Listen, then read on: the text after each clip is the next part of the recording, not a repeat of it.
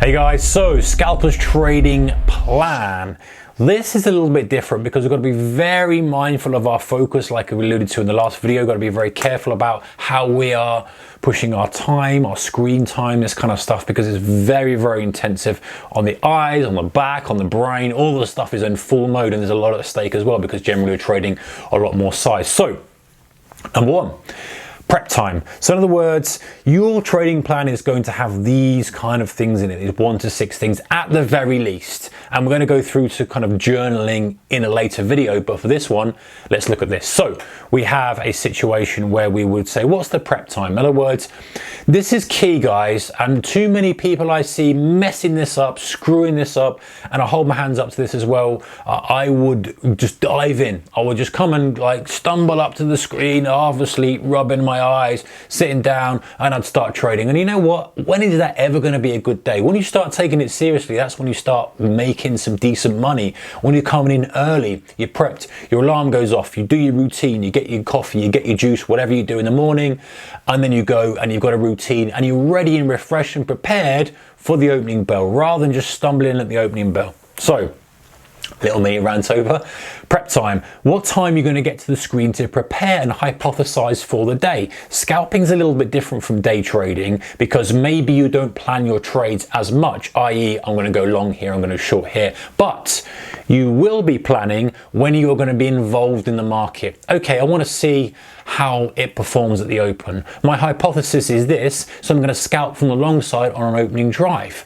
I'm going to wait for an open and start to fade a double top at this level or look for short on a push back to the middle. I'm going to see how we perform when we fill the gap. I'm going to watch this currency pair because it's approaching a key level. If it breaks, I'm then going to scalp from the long side on pullback. You start to build a structure and you give yourself some plans. So I'm not going to go into kind of too much details. I've gone down a rabbit hole a little bit too much there. The point is scheduling in some prep time. Then number two, super important. I think I've mentioned this before in previous videos in this little video course, but segment your trading hours. I cannot stress this enough, guys. When you say to yourself, I'm going to trade these hours because I know that these are going to give me the most opportunity, you will give yourself much more freedom. And I know you're going to be thinking, well, I don't want to miss anything. And I've been there. You're like, oh, I don't want to miss it. I want to be at the screen all day long because I want to miss in case something happens. Inevitably, it never, ever works in your favor. You are going to miss the odd 1 or 2, of course you are, but you're going to save yourself from taking the crappiest, useless trade in noise because you're just sitting there and you're like, well, I was going to scalp that. It looks okay. I'll scalp that for a few ticks. Next thing is it comes back massively on you and you lose money. So segment your trading hours and be strict with it. Third thing is break. You must plan in a break. Now, do you have vetoes and overrules? Yes, you do. I have got vetoes where I say, you know what? I'm allowed 5 in a month where I can say, okay, if I want to trade through and it's busy, I can do that. And because there's sometimes when things are just going crazy and you're in tune, you don't want to take a break, and that's fine occasionally. And I'm a bit cautious about saying that because I don't really want people to all not do that. You're better off if you're constantly forcing yourself to take a break. Force yourself to take a break. I know we drive ourselves quite hard as kind of traders, entrepreneurs, but consider you looking in on yourself and you're hiring someone to scalp for you, and you would say, listen, take a break because you're going to come back refreshed. Your performance is going to improve. It's a fallacy to think that if you're constantly there, you're going to do well. And yes, sometimes you can overrule that because there's lots of opportunity and you can push through, and there's so much opportunity there. It's foolish to step away, but make sure there's only a small amount of times in the month or the quarter that happens, guys. Strategies, pretty simple one. Make sure you know what strategy you're trading. You're not just shooting from the hip. So how am I going to trade this? Where is my stop loss going to be? What's my target going to be? What am I specifically going to look for? Do I have some sort of filtering criteria? Fifth one is risk. Big one. We alluded to it earlier. We touched on it. Super important to know what your total risk is. I'm a big fan of the losing trades in a row thing. I'm a big fan of obviously knowing how much I'm going to risk per trade. It's very easy.